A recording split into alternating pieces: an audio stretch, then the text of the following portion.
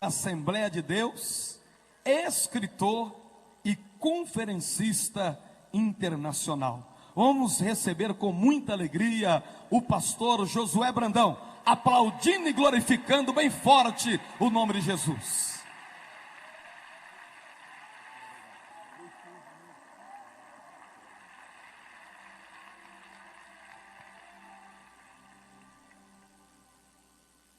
Louvado seja para sempre o nome bendito e santo de Jesus, porque dele e por ele e para ele são todas as coisas. Glória, pois, a ele eternamente. Queridos, eu quero saudá-los com a graça e a paz do Senhor. Podem assentar-se, muito obrigado. Quero saudar fraternal e carinhosa, bem como calorosamente, pastor Jerônimo Onofre, presidente deste seminário, os pastores aqui presentes, das mais diversas regiões deste abençoado país. Quero saudar nesta noite, nesta manhã, os irmãos que estão nos telões, aí ao redor, nos 6 auditórios anexos, participando destas manhãs, tardes e noites de ministração da palavra de Deus. Quero nesta manhã apresentar o meu respeito aos mais diversos homens de Deus que já estiveram ministrando aqui ao longo deste seminário, desta conferência que começou no sábado.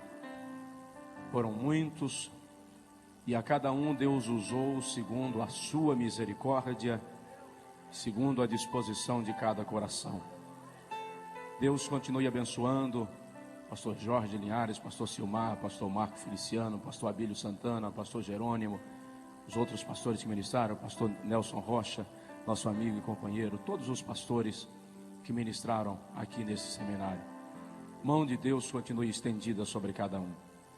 Eu gostaria que os irmãos me permitissem apresentar uma pessoa que é muito especial, mesmo porque Deus confiou a esta pessoa a responsabilidade de me educar, de formar meu caráter e de me ensinar nos caminhos de Cristo. É o meu pai, pastor Gervásio, que está aqui. Eu agradeço a Deus pela sua vida. Vem, nos abençoe. Vem da Bahia, onde nós moramos e servimos ao Senhor, sim. Eu estou vindo de Macapá e São Luís este final de semana para compartilhar com os irmãos da palavra de Deus. Eu quero, antes de fazer a leitura bíblica, expressar os meus sinceros agradecimentos ao pastor Jerônimo e à sua equipe pelo privilégio que nos deram de convidar-nos para participar desse seminário e cooperar aqui, colaborar com o reino de Deus e engrandecer o nome de Jesus, porque somente Ele é digno. Deus abençoe. Quero também pedir oração por nós, pela minha casa, pela minha esposa, pelo nosso filho, para que Deus continue nos guardando, nos abençoando, nos dirigindo, segundo a sua misericórdia. Eu estava orando ali, pedindo a Deus socorro para hoje de manhã, e eu lembrei-me que há 3 anos atrás, nosso filho hoje tem 8 anos, há 3 anos atrás, portanto com 5 anos, eu estava viajando, ele tinha 5 anos, e a minha esposa entrou no quarto e flagrou meu filho orando, nosso filho orando, e ele disse, eu acho que ele queria dizer, Deus protege meu pai, guarda, alguma coisa desse tipo, mas me parece que ele não achou a palavra, e ele disse, Jesus, fica em cima do meu pai.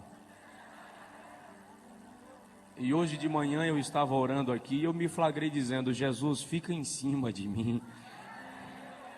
Portanto, queridos, nós queremos ser despidos de toda e qualquer vaidade nesta manhã. Eu quero ministrar nesta manhã na tua vida que todo pensamento será levado cativo a obediência de Cristo, porque Deus é digno de ser honrado nesta manhã. Amém? Deus abençoe cada pastor, em nome de Jesus, cada pastora e servos de Deus, do Deus Altíssimo. Antes de ministrar a palavra, eu queria dizer para os irmãos, depois da pregação eu acredito que nós não teremos ambiente para falar disso, então eu quero encerrar a mensagem assim, chorando e devolver o microfone. Por isso, queridos, do lado direito aqui estão os nossos materiais no stand aí exposto. E junto com os meus materiais estão os materiais do pastor Josué Gonçalves. O pastor Josué Gonçalves é um ministro que Deus levantou para abençoar a família no Brasil. E ele está aí lançando 2 livros, 129 sermões esboçados, que são de sua autoria para pastores, para pregadores, e 104 erros que um casal não pode cometer. São best-sellers no Brasil, que vão abençoar a sua vida. E do pastor Josué Brandão, tem aí o livro Jovens Bem-Sucedidos, estão aí. Nós temos 16 temas de mensagens em DVDs. E hoje a gente lançou uma promoção aí, uma promoção pentecostal. DVD custa R$25. Nós vamos vender hoje a R$12 um DVD. Se o irmão pegar de 2 acima, você vai pagar R$10 no DVD. E nós temos aí diversas mensagens em CDs também, que custa R$7 um, 2 por 10. São mais de 20 temas de pregações que o irmão pode adquirir. Nós temos aí inclusive mensagens ministradas lá no Congresso Nacional de líderes e esposas de pastores do Evangelho Quadrangular, que foi lá em Foz do Iguaçu, no mês de novembro do ano passado, e nós estivemos compartilhando com as nossas distintas irmãs lá, e eu acredito que vai abençoar a sua vida. Na saída, no estande aqui da direita, vão poder adquirir. Eu lhe convidaria para ficar em pé outra vez, por favor. Abra comigo a sua Bíblia, por gentileza, no profeta Ezequiel, capítulo de número 22. Profeta Ezequiel, capítulo 22, versículo... Pastor Alex, por favor, pastor. Ezequiel capítulo 22, versículo 30. Aí nos telões, diante dos telões, abra conosco também a sua Bíblia, por favor. Diz assim, Ezequiel 22, 30. E busquei entre eles um homem que tapasse o muro e se colocasse na brecha perante mim, por esta terra, para que eu não a destruísse, mas a ninguém achei.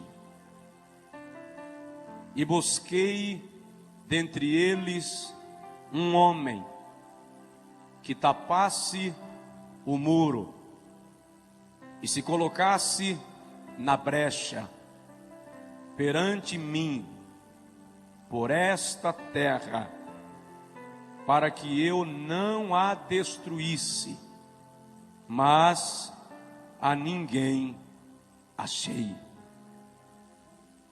O tema deste congresso diz: produzindo por 1000 homens. Diz aí para o irmão do seu lado: você vai sair daqui para multiplicar.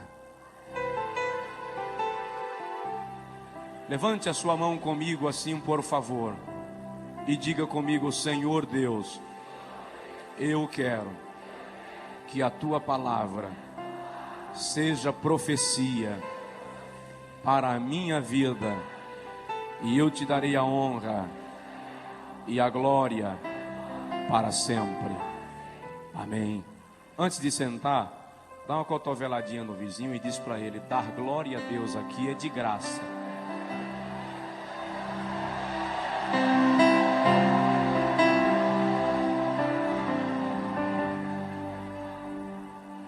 Pastor Alex, que esteve em contato comigo, pastor Germano, muito obrigado, amados. Deus abençoe. Obrigado. Eu gostaria de, nesta manhã, refletir com os irmãos sobre o homem que Deus procura. O homem que Deus procura. O profeta Ezequiel exerceu o seu ministério entre os cativos de Judá, que estavam na Babilônia por conta dos pecados e falta de arrependimento da nação. No capítulo 3 do livro do profeta lido, quando o Senhor Jeová o chama para profetizar ao povo, o Senhor também deposita sobre Ezequiel um grau de responsabilidade, na qual o Senhor diz ao profeta: se eu te mandar falar a alguém sobre o seu pecado, e tu não falares, e ele morrer na sua transgressão, o seu pecado ou a sua alma eu requererei de ti. Mas se eu te mandar falar e tu falares, e o ímpio não se converter e morrer no seu pecado, dele próprio requererei a sua alma. O capítulo 22 de Ezequiel, precisamente, retrata-nos um dos momentos mais caóticos da história de Judá e expressa-nos um desalento divino. Quando Deus faz uma observação em todo o contexto judaico, em busca de alguém que pudesse representá-lo diante do povo, e que pudesse representar o povo diante dele. E o Senhor observa que toda a nação havia se corrompido. Filhos não obedeciam aos seus pais, genros, noras, sogros e sogras já não tinham parâmetros morais.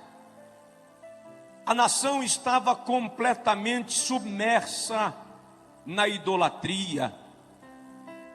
As três principais classes de pessoas em Israel eram os reis, profetas e sacerdotes.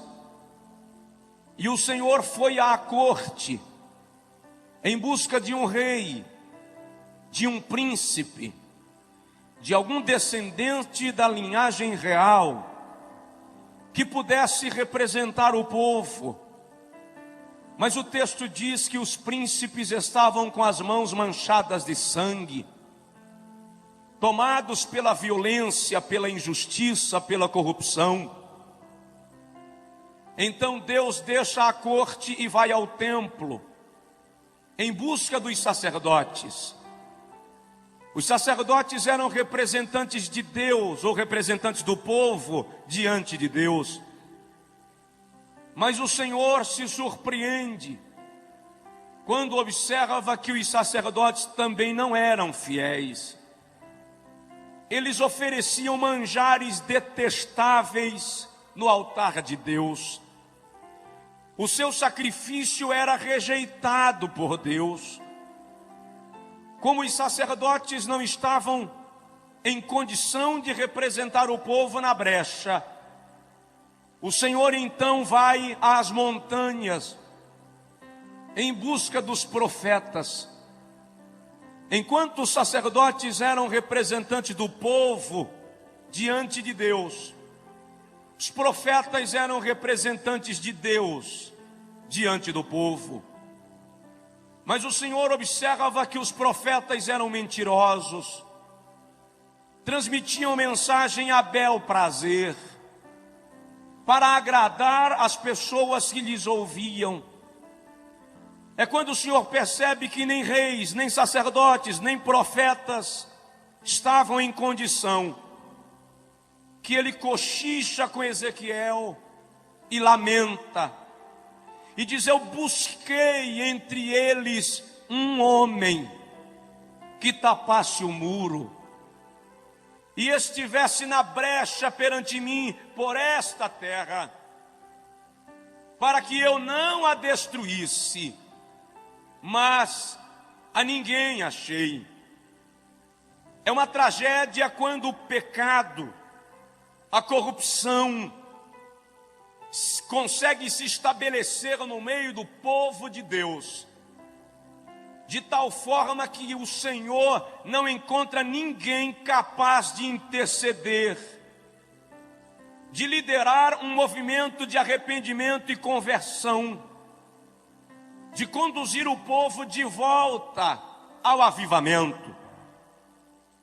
A igreja moderna está tendendo, está caminhando num rumo de secularismo, num rumo de vaidade e de pecado tão perigoso, que nós estamos começando a nos silenciar como aqueles homens de Judá. Só há uma diferença, é que naqueles dias o Espírito Santo não morava neles, o Espírito Santo vinha sobre eles e depois voltava. Hoje, porém, na dispensação da graça, o Espírito Santo está em nós. Outro dia eu ouvi um pregador dizer que se faltarem homens, Deus vai usar jumenta. Eu disse para ele: no Brasil, jumenta não fala, porque Deus tem homens e mulheres comprometidos com Ele para profetizar a sua palavra. Quando Golias desafiou a Israel para pelejar, em 1 Samuel capítulo 17, Golias disse: se houver em Israel um homem capaz de lutar comigo e vencer, eu e os filisteus seremos vossos escravos. Golias não estava desafiando uma nação, ele estava querendo um homem. Quando Charles Spurgeon pregava em Chicago, ele disse: o mundo ainda não viu o que Deus pode fazer por meio de um homem que entregar-se nas suas mãos sem reservas.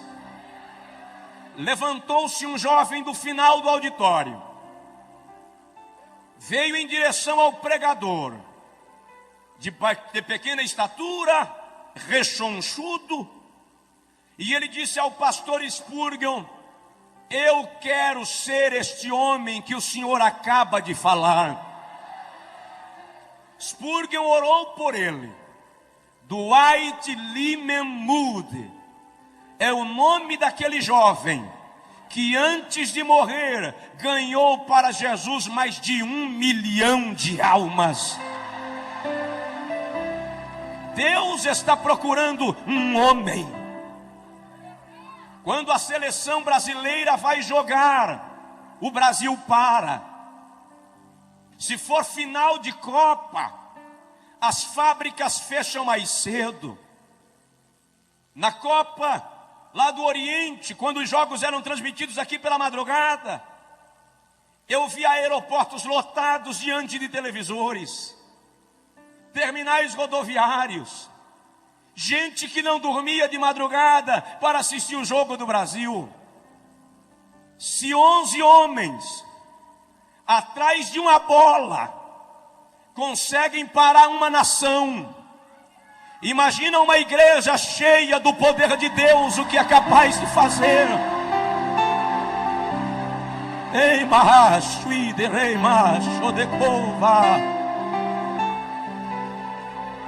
Deus está procurando alguém. Mas que tipo de homem Deus procura? Procuraria Deus um galã para representá-lo nos púlpitos das igrejas. Não, absolutamente, Deus não é diretor de novelas. Procuraria Deus um homem esteticamente perfeito para representá-lo? Não, Deus não é estilista. O homem que Deus procura, em primeiro lugar, tem que ser arrependido como Isaías. Quando o profeta Isaías escreve o capítulo 6, ele diz: no ano em que morreu o rei Uzias, eu vi o Senhor em um alto e sublime trono, e a orla do seu manto cobria os umbrais, e a casa se encheu de glória. E Isaías diz: eu vi serafins. A palavra serafins significa ardentes, aquele que está em chamas. E Isaías diz que os serafins com duas asas cobriam os rostos em reverência à santidade de Deus. Com duas asas cobriam os pés em reverência à missão da igreja. E com duas asas voavam numa disposição de servir. E diziam: Kodesh, Kodesh, Kodesh, Yahvé, Sabaoth. Santo, Santo, Santo é o Senhor dos exércitos. Aqui e nos auditórios anexos do telão, levante a mão comigo, por favor. Vamos juntos. Santo, Santo, Santo é o Senhor dos exércitos.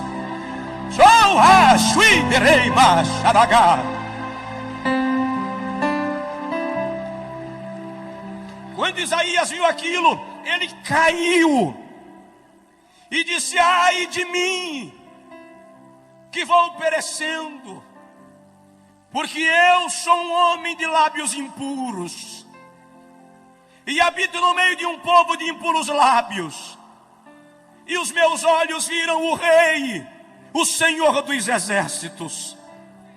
Quando ele prostra-se, ele vê que um anjo voa do altar com uma tenaz e uma brasa nela, e toca nos lábios do profeta, e diz: perdoado é o teu pecado e a tua iniquidade retirada. É aí que Isaías ouve o Senhor declarar: a quem enviarei? E quem há de ir por nós? Deus não pode usar um homem que não se arrepende. Sinceramente, querido, Deus não espera que você não peque. Deus não espera que você não falhe. Mas Deus espera que você não permaneça no pecado. Salmo 32:5, o salmista diz: confessei-te o meu pecado e a minha iniquidade não encobri.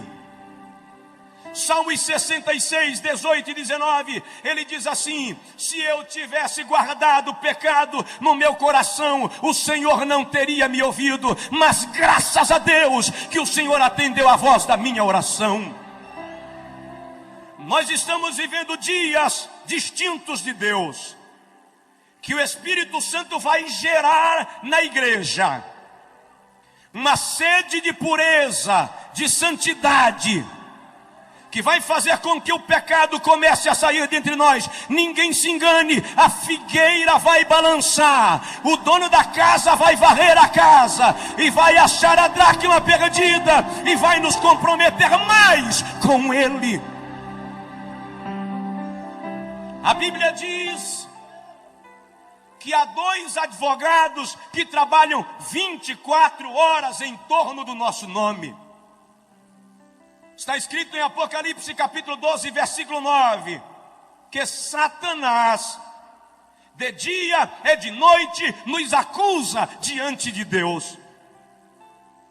Mas está escrito na primeira epístola de João, capítulo 2, versículo 1, que se pecarmos, Temos um advogado perante o Pai, Jesus Cristo, o justo. E eu entendo, é possível que hajam advogados aqui. Eu entendo que quando Satanás chega lá em cima e diz: meritíssimo juiz, o Josué falhou. Olha, aquele homem lá que pastoreia, aquela pastora, aquele jovem, ele infringiu tua lei. É réu de juízo. Quando o juiz pega a sentença e olha, o nosso advogado de defesa bate a mesa e diz: protesto meritíssimo. Eis nas minhas mãos marcas dos cravos e do lado marca da lança, por onde derramei sangue para purificar este homem, essa mulher. Dá uma sacudida no teu vizinho e diz para ele: alegre-se, Jesus lhe perdoou. Alegre-se, Jesus lhe perdoou. Ora madre de baixo e derramando managás. Obrigado. Segundo lugar, Deus está procurando um homem quebrantado como Jeremias. O Senhor não suporta dividir sua glória com ninguém. A glória é uma propriedade exclusiva de Deus. Salmos 51, 17, o salmista diz: o sacrifício aceitável a Deus é um coração quebrantado. E a um coração quebrantado e contrito tu não desprezarás, ó Deus. O vocábulo quebrantado ali vem do hebraico dakar e significa esmiuçar, fazer virar pó, anular. É o homem descer do pedestal, perder a pose, deixar de ser centro e se render à plenitude de Deus. Eu ouvi um dia um pregador dizer: levei Jeová no canto da parede. Quando ele terminou de pregar, eu falei com ele: você levou uma aranha. Jeová não vai ao canto da parede. Não vai. A Bíblia diz no Salmo 148 que ele chama as estrelas pelos nomes. A Bíblia diz em Isaías 40 que ele pesa os montes em balança penduradas em seu dedo. A Bíblia diz em Naum que as nuvens são a poeira dos seus pés. Em Jó 39, 27 ele diz assim: Jó, eu chamo os raios pelos nomes. Eles se apresentam a mim e dizem-me: eis-nos aqui. Quem sou eu para levar no canto da parede quem chama raio pelo nome, irmão? Nós temos aqui fazer como Jeremias. No capítulo 9, versículo 1, ele diz: quiçá, quem dera, minha cabeça se transformasse em águas, e os meus olhos em fonte de lágrimas, e eu choraria de dia e de noite os mortos da filha do meu povo. Deus está em busca de alguém que chore. Deus está em busca de alguém que derrame lágrimas. Só levamos o lenço para a igreja quando estamos gripados hoje em dia. Mas a vontade de Deus é que nos ajoelhemos para chorar na sua presença. Em Ezequiel capítulo 9, Ezequiel teve uma visão. Ele viu homens armados entrando em Jerusalém. E Ezequiel ouviu quando o Senhor disse aos homens armados: matem homens e mulheres, velhos e crianças, não poupem ninguém.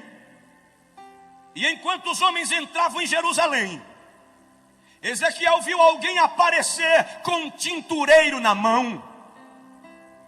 E Ezequiel ouviu quando o Senhor disse aos homens armados: parem, esperem até que sejam marcados com tinta aqueles que ainda choram no meu altar, depois matai o resto.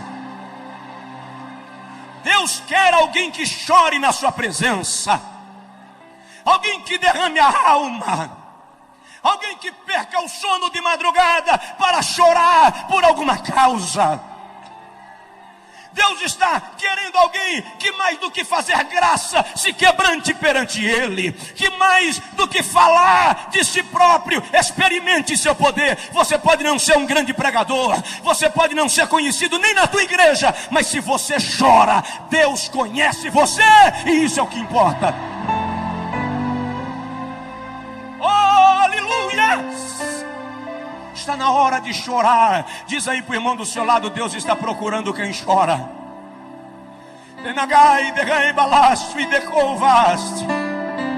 Romanos 12:15, a Bíblia diz: chorai com os que choram. Quantas vezes você está em casa e alguém precisa de oração e Deus quer você para orar? Minha esposa estava grávida, 8 meses de gestação. Na madrugada de 23 de agosto, ela acordou sentindo dores de parto. Eu levei-a ao hospital da pequena cidade onde morávamos na época, em 96. Quando eu cheguei lá, a chefe de enfermagem disse: pastor, tira ela daqui, leva para outra cidade vizinha, Jacobina, porque aqui não resolve. Quando eu cheguei lá, a médica que havia acompanhado o período pré-natal me disse: tem que interná-la agora.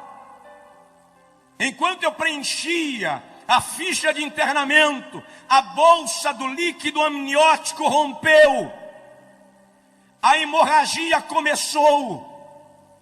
Em menos de 30 minutos a médica me disse: eu preciso fazer um parto cesáreo para salvar a mãe, porque a criança já morreu. Não tem mais chance. Eu fiquei atônito. E ela disse para mim: você demorou a responder, já pensou na possibilidade de ficar viúvo? Eu disse para ela: com 22 anos, não. Fui para o carro que eu estava, ajoelhei no lastro e comecei a chorar. Enquanto eu chorava, eu disse a Deus: é a esposa e o filho, eu não aguento. De repente eu parei e disse para mim mesmo: eu não posso chorar agora, eu tenho que resolver. E eu voltei e disse à médica: faz o parto, mas faça o possível. É a esposa e o filho, é o fígado e o coração. Eu não tenho 2 de cada, só tenho um. 11h30, minha esposa entrou no centro cirúrgico e eu não podia orar. Eu media os corredores da clínica, mas a 200 quilômetros, Deus levantou uma irmã que preparava o almoço e disse para ela: Deusa, deixa o almoço queimar e vai orar por Josué, porque grande é a luta. Eu disse para ela, depois que ela desobedeceu, Deus mandou ela deixar o almoço queimar, e ela desligou o fogo. Mas ela foi orar, e enquanto ela clamava, orava, o Senhor disse: clama, porque grande é a angústia. 2h25 da tarde, o Senhor falou com a irmã Deusa: levante, que eu já fiz o milagre. 2h30, o pediatra saiu do centro cirúrgico e ele não falava, ele gritava, ele dizia assim: Deus está nesse lugar, Deus fez um milagre, Deus fez um milagre. Eu perguntei: doutor, como é que está minha esposa? Ele me segurou e disse: eu estou te dizendo que Deus fez um milagre, a tua esposa está bem e o teu filho fora de perigo, porque Deus é fiel. Chora. Anteontem em São Luís, uma irmã me disse: pastor, já pensei 2 vezes em largar meu marido. Eu disse: não larga não. Ela disse: por que vocês só dizem não larga não? Eu falei com ela: porque chorar resolve. Chora na presença de Deus. Terceiro lugar, Deus está procurando um homem obediente como Abraão. Gênesis capítulo 12, versículo 1. O Senhor aparece a Abraão, e diz: sai-te da tua terra, da casa do teu pai, do meio da tua parentela, para a terra que eu haverei de te mostrar. E eu engrandecerei o teu nome, e te abençoarei, e tu serás uma bênção. E abençoarei os que te abençoarem, e amaldiçoarei aos que te amaldiçoarem. E em ti serão benditas todas as famílias da terra. Gênesis 12 diz: partiu, pois, Abrão conforme o Senhor lhe ordenara. Quer saber de uma coisa? O grande problema da religiosidade é que ela está formando crentes de sacrifícios e não crentes de obediência. Por qualquer problema, eu quero pagar o preço. Eu faço uma corrente de 7 semanas. Eu faço 7 vigílias. Por qualquer coisa, eu faço uma campanha de jejum. Não pelo prazer, pelo sacrifício. E depois tem irmão que diz assim: eu recebi porque paguei o preço. Se fosse para eu pagar o preço, o Calvário não existiria. Quem pagou o preço foi Jesus. Tu recebes pela graça. Eu não estou dizendo para você não jejuar, não. Jejue. Faça campanhas de oração, faça corrente, não tem problema. Mas não faça pelo sacrifício, faça pelo prazer de estar na presença de Deus.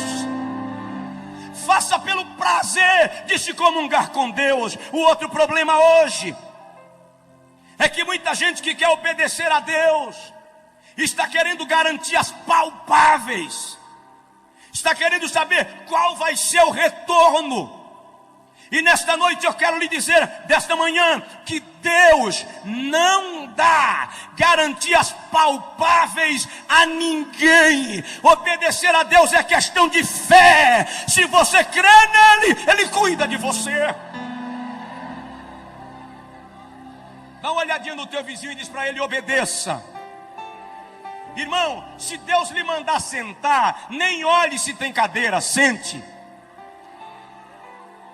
Se Deus lhe mandar ir, vá, porque Ele vai contigo. Homens obedientes como Abraão. Em quarto lugar, Deus está procurando homens, além de arrependidos como Isaías, quebrantados como Jeremias, obedientes como Abraão. Ele está procurando homens restaurados como Pedro. Não funciona, querido, maquiar a vida espiritual e se apresentar como se fosse teatro. A vida cristã não pode ser movida de atrizismo, de representação, de hipocrisia. A vida cristã não pode ser como carro velho, enferrujado, de pneu liso, motor batido, que você reforma a chaparia, pinta o carro, coloca pneu novo e deixa o motor queimando óleo. Eu posso até enganar você com a minha aparência, mas eu não poderei enganar aquele que conhece e sonda os corações dos homens. É por essa razão que Deus quer nos restaurar de dentro para fora. Eu lembro agora de um grande amigo de Jesus, Pedro. Pedro falhou feio com Jesus. Jesus estava sendo julgado e Pedro estava se aquecendo lá fora. De repente alguém olhou para Pedro no meio do círculo e disse: você parece com o Nazareno. Pedro disse: nunca ouvi falar. Saiu para o vestiário.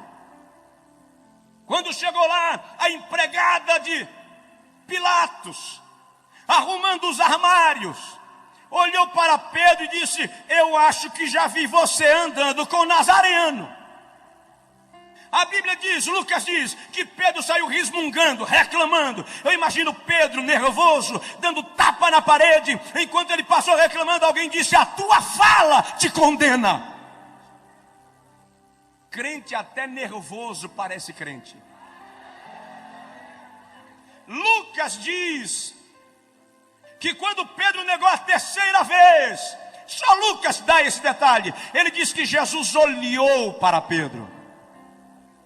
Jesus não disse nada, apenas olhou para Pedro. O olhar de Jesus arrebentou Pedro. E Pedro foi chorar amargamente. Andei com ele 3 anos e o neguei. Eu caminhei sobre as águas. Fui eu quem tirei a moeda da boca do peixe. Como é que eu posso ter negado? E Pedro chora. Mas Jesus ressuscitou. Ele não ficou no túmulo. Quando Jesus ressuscita, Marcos 16, as mulheres vêm, voltam correndo com a notícia, e Maria Madalena fica lá.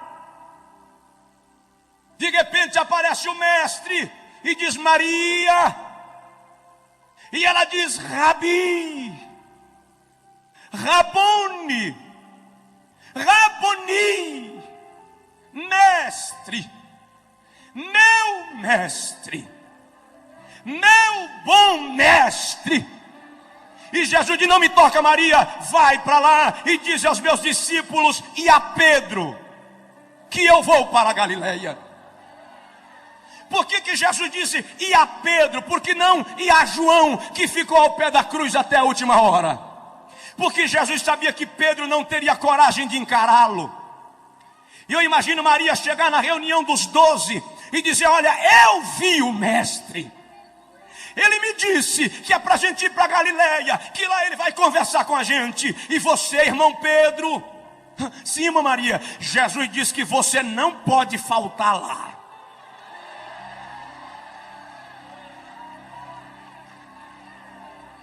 Em João capítulo 21, quando Jesus chega à beira do mar da Galileia, Pedro e João estavam pescando. Alguém gritou da praia, Pedro, João, é o mestre.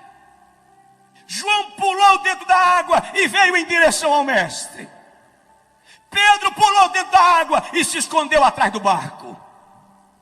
Ele não tinha coragem de ver Jesus. Mas Jesus ficou lá fora comendo peixe com mel e esperando Pedro voltar. Quando começou a esfriar e Pedro não aguentou mais ficar lá, ele gritou, João, joga minha capa. Diz aí pro teu vizinho, Deus espera você. Ei, rachou, anda lagar. Tem gente que veio para esse congresso arrebentado por dentro, fragmentado. Deus estava esperando você aqui.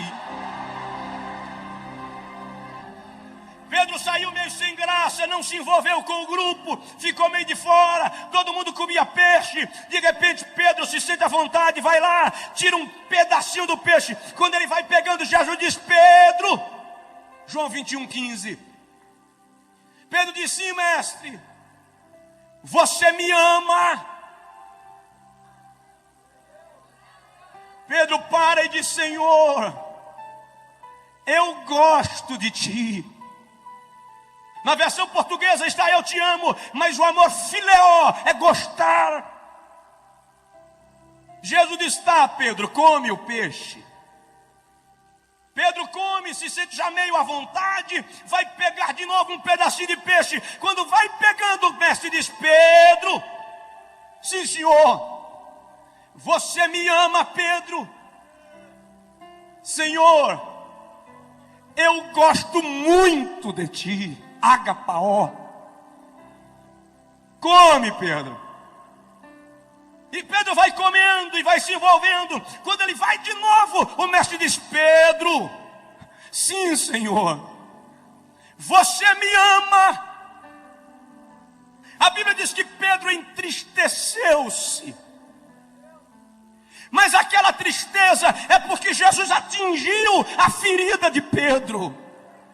Jesus chegou no problema de Pedro. Ele tirou o cascão. Pedro olhou para o mestre e disse: Senhor, tu sabes que eu te amo.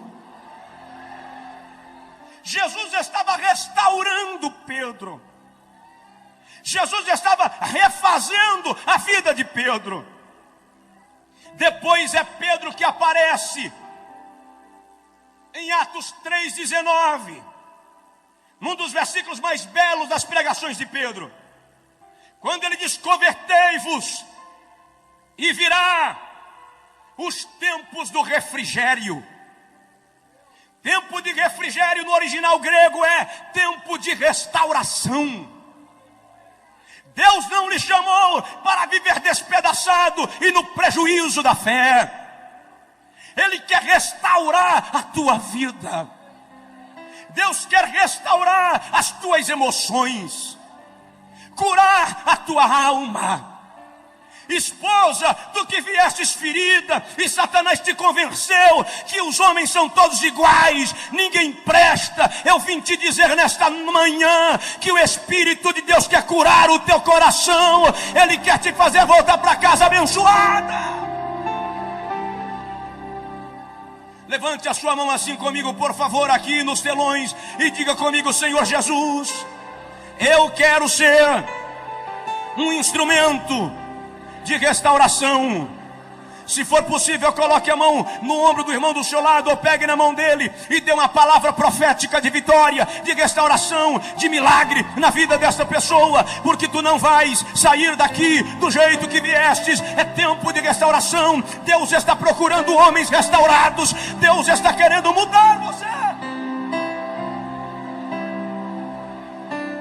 Oh, rai de coi de racho e de ramandagare bagai. Deus vai restaurar teu lar, restaurar tua família, restaurar a tua vida, quebrar as barreiras. Eu lembro agora de Jó, de como Satanás arrebentou com a vida de Jó. A Bíblia diz que as jumentas foram queimadas, as ovelhas foram queimadas, os jumentos foram levados pelos caldeus, os camelos pelos sabeus. Jó ouviu e não tem problema. Enquanto morre vaca, você recupera. Enquanto morre jumento, você recupera. Mas de repente alguém chega e diz: Jó, os teus filhos. Jó pergunta: o que tem os meus filhos? Satanás mexeu na vida de Jó onde não podia mexer, nos filhos. Olha, Jó, eles estavam na casa do irmão mais velho. Veio um redemoinho com um terremoto e derrubou a casa. Os teus filhos morreram. Até ali Jó aguentou. Mas quando disseram: teus filhos morreram, não deu mais. Coração de pai e mãe não aguenta isso, irmãos. O texto da língua portuguesa diz que Jó prostrou-se a adorar, e adorou. Mas não é só isso. O texto original é o seguinte: quando disseram teus filhos morreram, Jó caiu. Não é que ele prostrou-se para adorar, não. É que as pernas não se firmaram, não deu para ficar em pé. Ele desmaia. Quando Jó desmaia e alguém tenta reanimá-lo, Jó abre os olhos e diz: o Senhor me deu, o Senhor me tomou, louvado seja o nome do Senhor.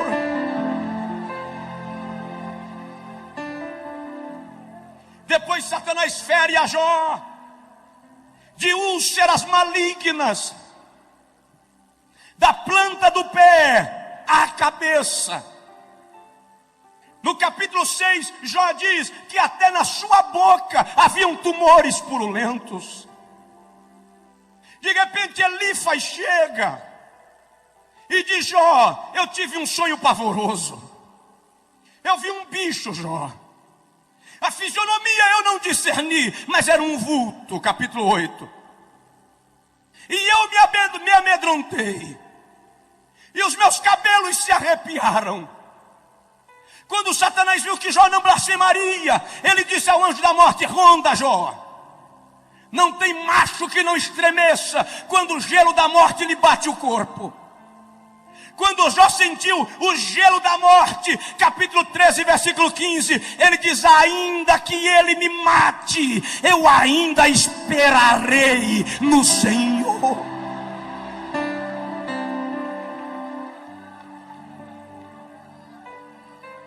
Os amigos de Jó chegaram e disseram: Jó, você pecou.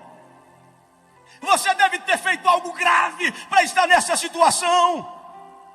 E eles começam a discorrer sabedoria. E o livro de Jó é um dos mais ricos em sabedoria e em ciência. Enquanto eles falam, Jó olha para eles e diz: vocês são inteligentes. Vocês sabem de muitas coisas. Mas eu sei de uma que vocês não sabem. Jó, nessa situação, você consegue saber de quê? Eu sei que o meu Redentor vive, e um dia ele se levantará sobre a terra. Dá uma sacudida no teu vizinho e diz: o Redentor se levantou para você. O Redentor se levantou para você. O Redentor se levantou para você. Eu já vou terminar. Oh, abagamandama, suite plas.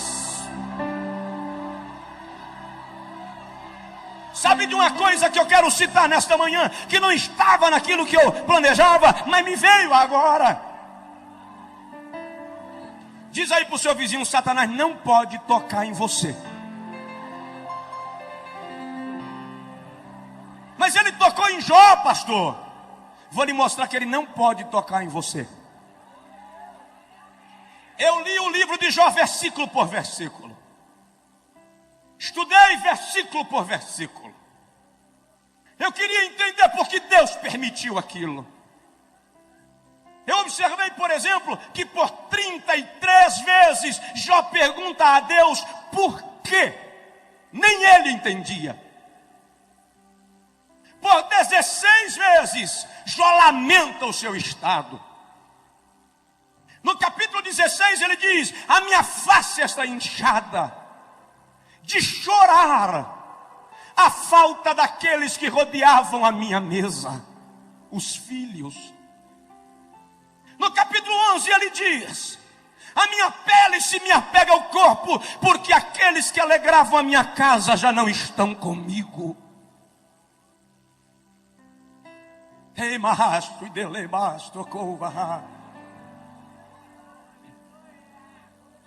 Mas no livro de Jó só tem uma reclamação.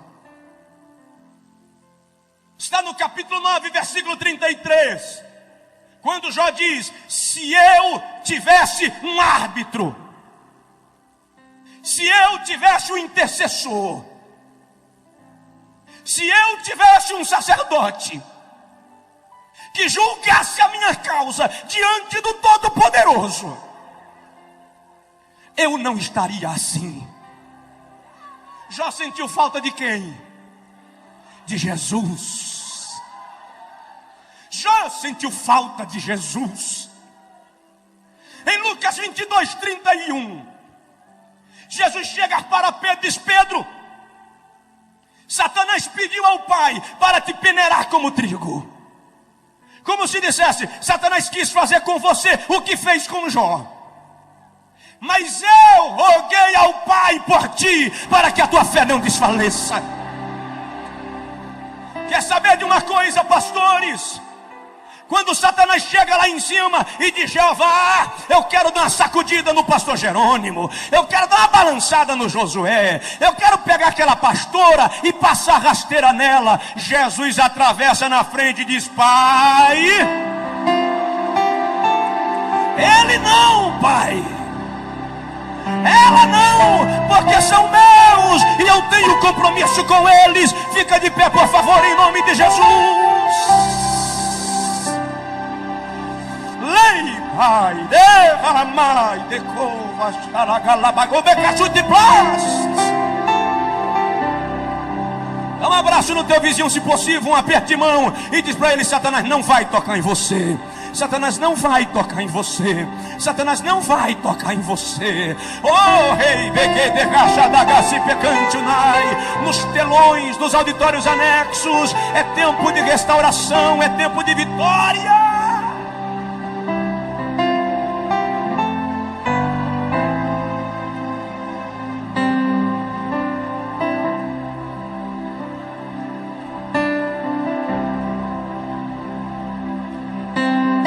Terminar. Deus procura um homem adorador como Davi. Diz aí para o teu vizinho: a tua vida tem que ser uma adoração. Deus está procurando alguém que o adore. A Bíblia diz que o Pai procura verdadeiros adoradores que o adorem em espírito e em verdade. Eu não vou tomar mais tempo nesse tópico da mensagem, porque eu quero orar com você. Mas adorar é mais do que levantar a mão. Adorar é mais do que dançar. Adorar é mais do que pregar. Adorar é proskeneu, submeter-se, prostrar-se e homenagear. A minha vida tem que ser uma homenagem a Deus. O meu dia a dia tem que ser uma homenagem a Deus. Você não adora só quando está na igreja. Você adora quando paga suas dívidas. Você adora quando sai com a tua esposa. Você adora quando brinca com teu filho. Você adora na maneira de se vestir. Você adora na maneira de falar. Você adora porque Deus é digno de adoração. Sabe o que eu lembro agora? Apocalipse 4:8. João diz que 4 seres viventes do lado do trono dizem: Santo, Santo, Santo é o Senhor Deus nosso, o que era, o que é e o que há de vir. Quando eles terminam, a Bíblia diz que os 24 anciãos lançam suas coroas diante do trono e dizem: digno de receber honra, glória, louvor pelos séculos dos séculos. Quando eles terminam, a Bíblia diz que vem um coral de anjos, formado por miríades de miríades e milhares de milhares. E eles tomam as suas harpas e começam a dizer: digno é o Cordeiro de receber a honra e a glória e a majestade pelos séculos dos séculos. De repente João presencia o maior coral da história. Ele diz: toda criatura no céu e na terra e debaixo da terra começa a cantar e dizer: ao que está sentado no trono e ao Cordeiro seja o louvor e a honra e a glória pelos séculos dos séculos. De mão levantada, por favor, aqui e nos 6 auditórios anexos pelo telão. Meu Pai, em nome de Jesus, eu quero te pedir agora a evidência da palavra que preguei. Preguei a tua palavra, Senhor, e eu quero a evidência dela nesse lugar, nesse auditório e nos 6 auditórios anexos. Eu peço agora um manto da tua plenitude estendido aqui. Eu quero crentes sendo curados, sendo batizados, sendo restaurados, sendo completamente abençoados. Eu vou contar até 3 e Deus vai mandar um vento da plenitude. O ruach de Deus vai soprar aqui. Em nome do Pai. 2, em nome do Filho. 3, em nome do Espírito Santo. Receba agora uma descarga do poder de Deus.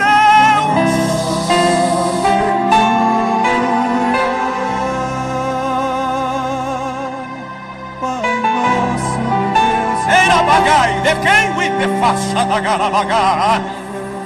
Deus está procurando um homem. Deus está procurando você. Ele te encontrou hoje de manhã. Receba a graça. Louve, adore, adore, adore. Adore, adore, adore, adore. Adore.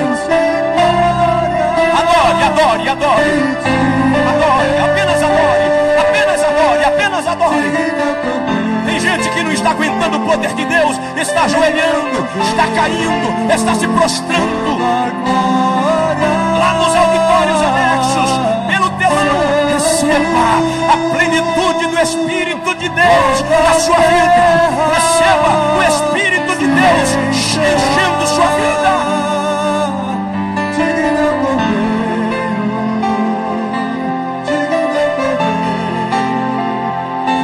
É tempo de cura, é tempo de restauração. Deus procura um homem, Deus procura alguém.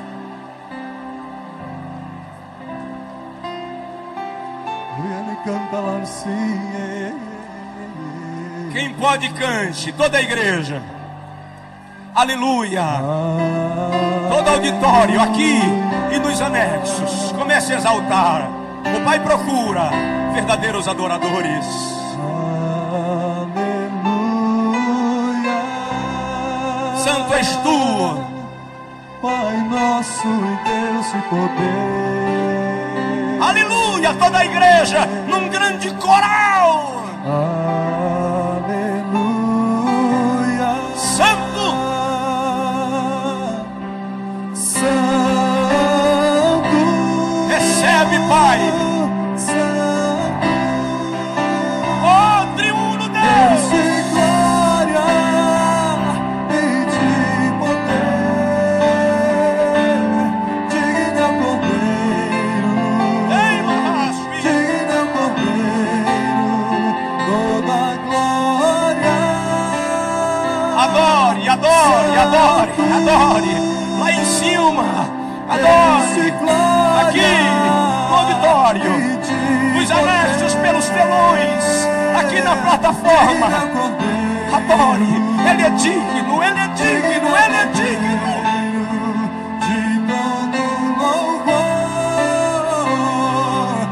Ei, Pai, Deus, vida, paz. Deus de glória e de poder. Digno é o Cordeiro. Oh, por favor, Digno é o Cordeiro. por favor. Antes de eu devolver o microfone, aqui e nos telões, por favor, eu gostaria que você agora abençoasse com uma oração a vida da pessoa que está do seu lado. A Bíblia diz sem contradição alguma, o menor é abençoado pelo maior. Maior aqui é Jesus. Nós somos apenas servos seus, filhos, amigos. Mas eu gostaria que você orasse pela pessoa do seu lado. Ministra sobre ele agora.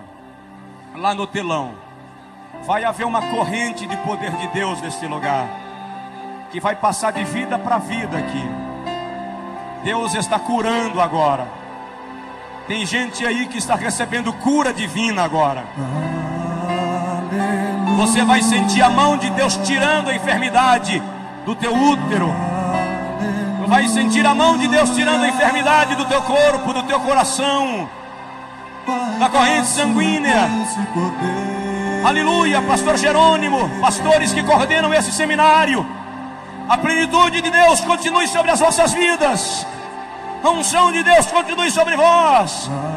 Pastores que ministraram nesse seminário, os que ainda estão aqui, os que já foram, a mão de Deus continue sobre vocês. Os que ainda vão ministrar, a graça de Deus venha sobre a vossa vida. Pai nosso e Deus. Ei, barabadagachei, degremassa da bagai. Aleluia, pastor Flamarion. Anibedagachui, derrandagai.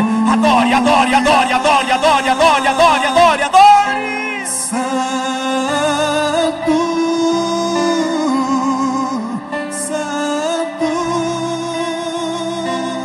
Deus de glória e de poder.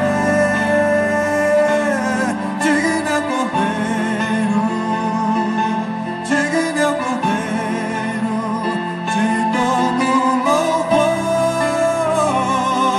Santo, Deus de glória e de poder. Digno é o